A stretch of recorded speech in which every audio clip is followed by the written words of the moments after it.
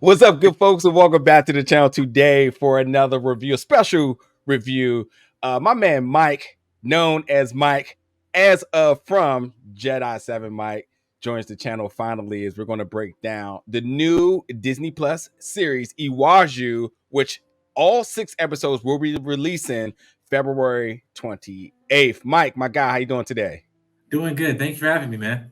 Absolutely, absolutely. So, yeah, we both got to check out all 6 episodes. We will be here to give you our thoughts, our reactions to it. We also did get an opportunity to speak to the creative team behind this special project, and I'm not going to say that may or may not influence our sort of review of it here because we did get a lot of perspective behind this, and I think one, as you can see, we're both Black brothers here. We did have our both of our preconceived notions in terms of coming to this. There's a great amount of appreciation. There's also a desire to have more projects and titles really tapping into the culture. But when you get to talk to the folks behind it, kind of see where their heart was at with this, bringing this to life, you can't help but to root for them in the success. And nonetheless, take all that aside, it's a fantastic series, man, and I hope we get just a lot more. So we made sure we gave them our flowers for what they've done with this, and without a doubt, before we even get into everything, please go and do so by checking out this on February 28th on Disney Plus. So Mike, man, starting off with you, man, when the project hit your table and you got an opportunity to check this out, just take us through the thoughts, take us through checking out all 6 episodes, and where you at with it now.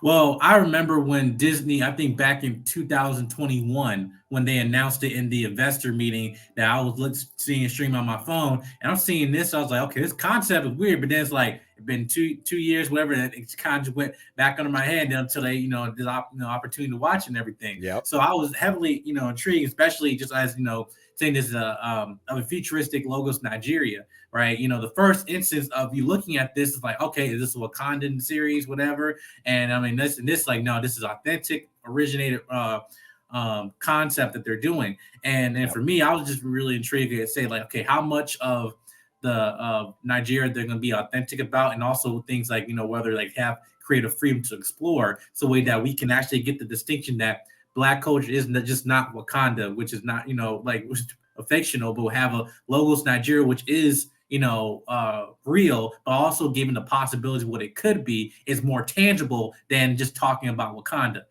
So that's why I'm happy that Disney gave, or had this opportunity for us to, to express this, this type of series into the media. Yeah, and this is truly the first of its kind because this collaboration with Disney Animation Studios, teaming up with Pan African comic book entertainment company Kugali, and one, just to start right there, and this is something I told to the folks behind this, the production team, is that when you talk about Afrofuturism, it's a untapped market. If you love comic books, you see it all the time. Why isn't this more featured in mainstream media? Yeah, you could talk about the Wakandas and whatnot, but yeah, I think that's it. These Right. stories are all over the place on the comic book level. You can even go into like, independent animation level. So the fact that like Disney did take an interest into this, and this is where I talk about the bias here, because you start to say, well, how involved was the Disney folks? Was it a measure of Exactly. pandering? Did Exactly. they were they the puppet masters? And they said, nah, we got the keys and we were able to drive whatever we wanted. And so that level of authenticity to me just lets me feel much confident in the stories that are being told, whether these stories hit home or not, whether this is the first time of your exposure to it, that you can go in here with a great deal of confidence knowing that these are very authentic stories being told in a state of the world that, to me, I think either opens up conversations or a glimpse into the future that we know is ultimately coming, which is intriguing to me as any bit of nerdism in your blood or bones that you think like, I keep talking about this. Is this happening? Oh yeah, it's on the way. It's on the way.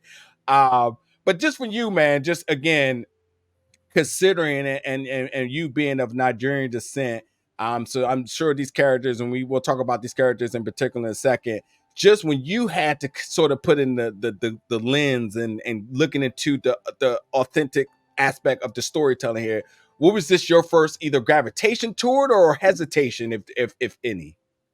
Well, again, because I definitely was intrigued, but you said something right about how much is Disney going to be involved. Again, I know it's Black History Month, but is it just like pandering just to feel like, hey, we got to put something out there and stuff? And to me, it's like someone who knows on the film industry side is that I'm very particular in terms of what type of the purpose of you putting this out there, and also the backing of how Disney's just going to just throw this under the rug, or is actually going to be the start of something new.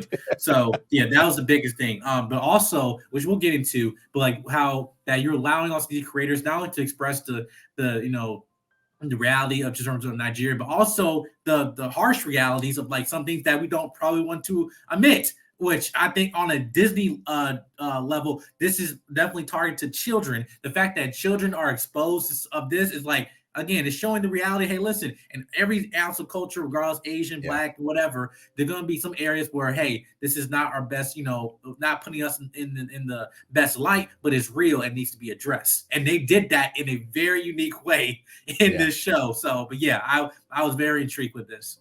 Yeah, and listen, there's 6 episodes. Every episode is under 23 minutes. I think we're ranging between like 17 and 23. And for these very limited run times, you're really getting a lot.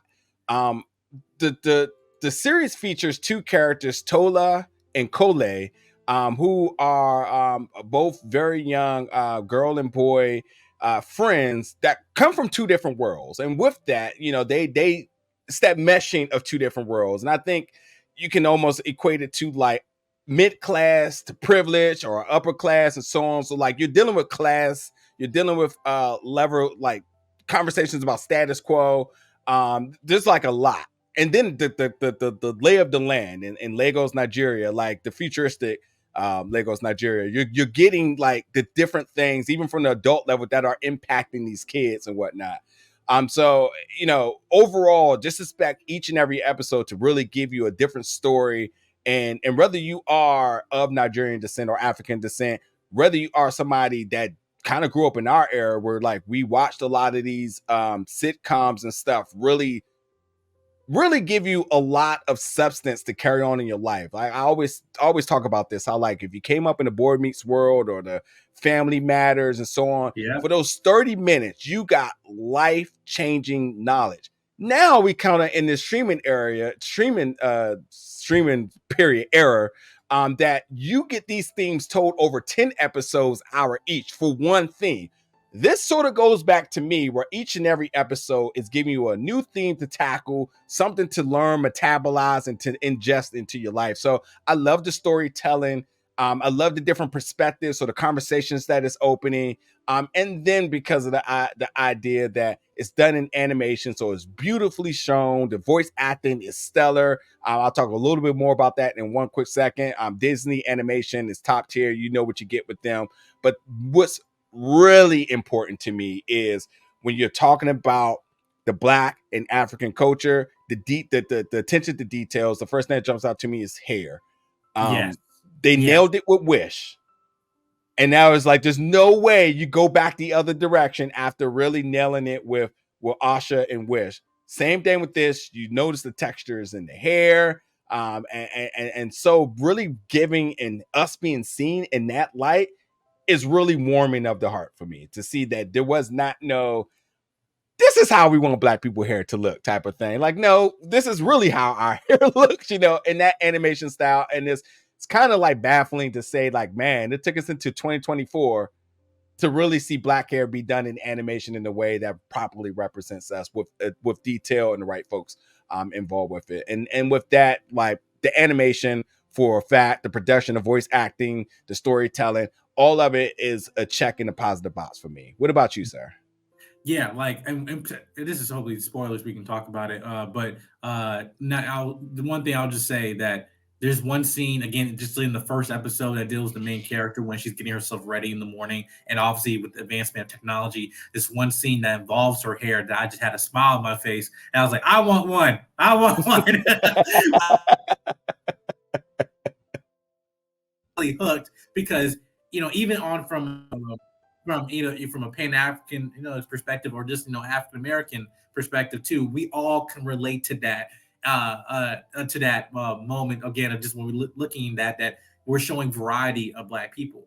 They're showing the variety, even, but again, it all starts with children. So that's what for me is that I was very intrigued at how they just establishing that, hey, that she has variety. She doesn't have to be one singular thing, just in terms of representing herself or who she is. So yeah, so that off rip, that was just one of the details. The food as well, you might see, Yeah. around here, like that was also like very interesting too. Again, but yeah, you mentioned thing about the classism. Again, it's like also we have to get away from just thinking of this as privilege or classism is just a European thing. It's like it's a thing that affects all cultures, right? Yeah. And so showing also the ignorance of children. They don't know that they're in the privilege system, just and just anything. But then and how that interaction when someone who is on the lower class responding to somebody who doesn't even know that they're in it. Privilege is invisible to people that have it. That's that point. And I'm glad that it also wasn't even put into a way of people are who they are by their environment, but also by their choices. As Yeah. well. So it's like, and again, we all have a choice regardless of wherever we come from in life. But again, it's also showing just the heart of this show about saying, hey, just because we came from certain experience doesn't mean that's who we are. Yep.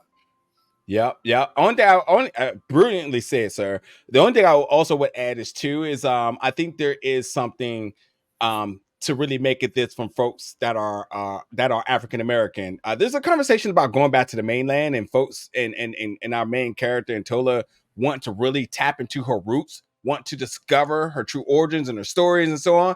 I think this that level of ambition as well too. It makes me curious about what the younger generation and sort of what their discovery about, especially with things such as ancestry and 23andMe being so prominent now that kids younger aren't just relying on the stories of our families, but actually want to do the work themselves, wanting to go and find out. And so that conversation about the mainland or either going back to trace their cultural roots and so on, I think are like, again, very important small themes in this that I just truly appreciate.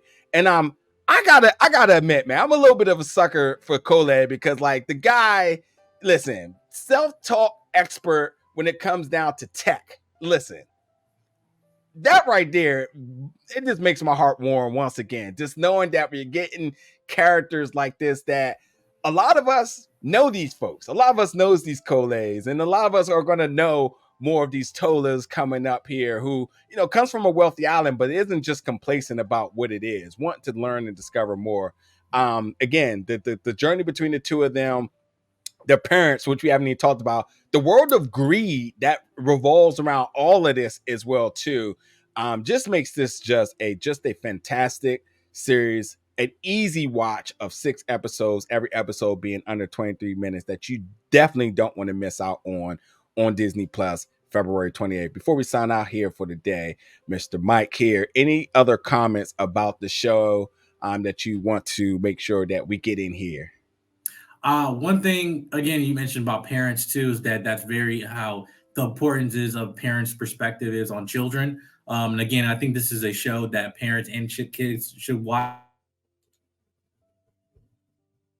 As a show that you're watching in terms of that might be having a specific target audience. Again, Yep. they could be catered to adults, catered to kids, but then there've been shows that now where both of us where we can have a conversation with with our kids about talking and watching the show. And I'm happy that Disney able gave this opportunity, and hopefully it's not the it's not the last. And again, I hope it's get the recognition that it deserves, because this is the part of terms of not we hear the trope of saying representation matters, but this is how saying that it matters in the right way, where it's not just to turn to pander, it's also forms of educating and and exploring mediums that we all have, we enjoy and love, which is animation, but also have an opportunity to educate people where they might become in a place of ignorance, and regardless of what background you come from. Well said there, my sir. Listen, folks, check out Iwájú again on Disney Plus, February 28th. Get in the comments, let us know your thoughts about this series once you check it out. by all means, let us know your favorite episode too. I know we have our favorites here. But definitely you want to make sure that you let us know yours too. It'd be interesting to see what everyone's may be. And then keep an eye out for our interviews that will be dropping at some point, whether it's before this or after you're watching this. Either way, and then check out Mike at Jedi Mike 7. His channel and socials is in the description below. But you'll be seeing a lot more of my man Mike. We already chopped it up saying this is long overdue. So like don't make it seem like much like this show. This is the last time you'll ever see it. We want more of that, and we want more of Mike. So we'll make sure that happens here. But until then, folks, we'll see y'all back for more content here at Big Hobo Media very soon. Thank you for watching, folks.